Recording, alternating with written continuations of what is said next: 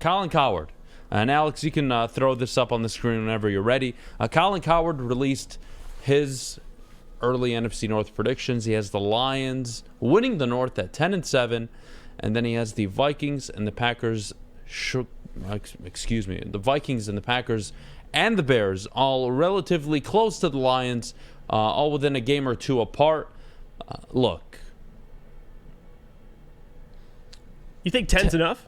10's enough, yes. You think so? I don't think anybody wins 10 games in this division outside of the Lions. Wow. So okay. I'll agree there. I don't think the Vikings win 9. I think that's their ceiling. I'm going to say their floor is 7-10, 6-11. And I would say the same about the Packers and even the Bears. I think, literally said this yesterday, by the way. Funny how it works out this way. What I tell you yesterday, Jeff, the Lions are here, and then there's a gap. And then it's the Vikings, the Bears, and the Packers all really close to each other. Yeah. I like it. Too many wins, though. Yeah. And I don't think the North is going to win that many games. Give me the Bears winning 6. I think they will improve. They spent a lot on the defense. They have to improve, in my opinion. They got DJ Moore. Ideally, they address the offensive line in the draft. We'll see what they do. The Vikings are going to regress. They're not going to be a double-digit win team. I think they're lucky to win 8. 9 would be overachieving for me for the Vikings. And then the Packers, I don't know what to expect from Jordan Love. Not a fan. Not a fan of Matt LaFleur and that wide receiving core. I'm not sure how it's going to work. Even if they go and get Jackson Smith and Jimba. I don't know how it works where they can win 8. Give me the Packers to finish 4th in division with 6 wins. Give me the Packers at 6-11 right now, pre-draft. Give me the Bears at 6-11. The Vikings at 7-10. And the Lions at 10-7. The only thing I don't agree with you is I think the Vikings will be better than that. I couldn't see them go 7-10. I think 9-8 is around where they'll be, but I agree. I think the Bears are 6-11-ish, and then the Packers will be right around there. Who's got the highest ceiling among all the teams outside of the Lions? The Vikings. See, I disagree. They're not better. They're better than the Packers and Bears. I think the Vikings have the highest floor, but I think the highest ceiling, I would give it to the Bears. I wouldn't be shocked if the Bears go 7-10, 8-9. What do you define as ceiling? As the most wins they can get. Because I think the Bears have the highest ceiling with Justin Fields. Not the highest among the 3 teams. Yes. Yes, I'm talking about those 3 teams. I think they could pop off more than the Packers included. Or the Vikings. The Vikings have a huge hole on defense. They have no money to spend. They're not going to fix their problems in the draft. JB can attest to that.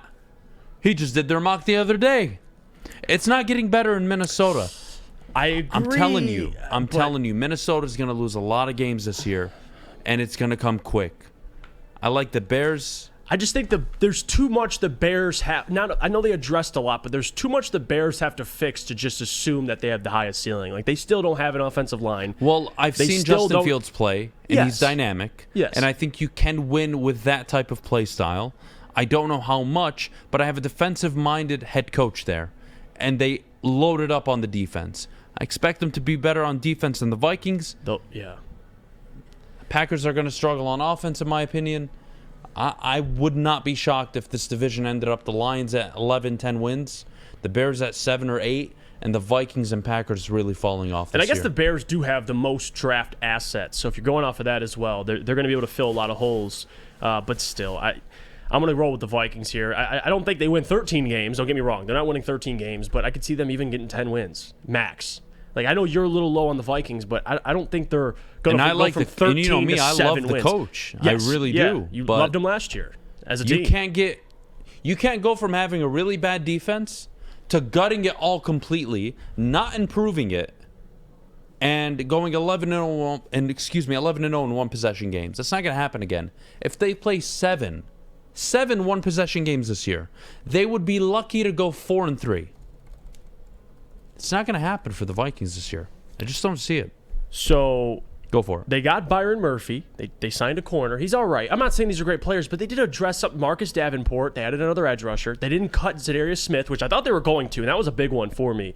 So it's the Vikings, and they still got a first-round pick. Maybe they take a corner. And they got Brian Flores. Offense essentially is the same. They didn't cut Dalvin Cook. They had to let go of Adam Thielen, but let's be honest. Adam Thielen moving the needle for you. You still got Justin Jefferson. You still got T.J. Hockenson. Kirk Cousins, say what you want about him. I mean, he's still going to put up numbers of some sort. So I don't know. I'm a little higher on the Vikings, but we both agree Lions will win this division, and I think they'll have more than 10 wins. I know Colin has them at 10. I could see 11. Oh, yeah. I think 10 is their floor. Yes, I would agree with that. I think 10's the floor. If the Lions win less than 10 games, I would be very disappointed. Very disappointed. It would take one of the best damn reasons you guys or excuses you can come up with. Because to me, 10's the floor. They have everything ready to go out and conquer and win this division. Mm-hmm. It's all in front of them. Nice to see Colin jumping on the Lions train. That's always good to see. And that was Colin from last year to saying what he said about Dan, which, again, I get it. But now forward, hey, I don't blame people. I don't believe in that. This guy was harsh on this coach. What reasons did Dan give anybody outside of anybody inside of Allen Park? What football reasons did he give to have anybody buy in? Well, at the time, he you were was 4-19 4-19-1 at the time. Yes. I don't blame anybody. And then Sean Payton went on the show and said, hey, you know. Could be the offensive Mike Vrabel. And I think that got to Colin because after that, he's been... Look, again, I would love the offensive version of Mike Vrabel, but what's the ceiling on Mike Vrabel right now? Right? There's always going to be a ceiling. Until he has a quarterback. Conversations always get super uncomfortable, man. It's going to be fun. It's going to be a fun season. We get to evaluate everybody. Christian Thorpe says, I didn't know Jeff was a Vikings fan. Not a Vikings fan, but... You know, by the way, as a kid, I loved picking the Vikings in Madden Online. What was the logo to me? Just the Vikings? No, just their roster was stacked. Jared Allen, Adrian Peterson. My God, I think it was Madden 10. Yeah, that was AP. The cover with Larry Fitz and Troy Polamalu. Whatever game that was, I always picked the Vikings. Stacked freaking D-line. They had the two brothers in the interior, and then they had Jared Allen on the outside. OP. Yeah. Easiest games of my life.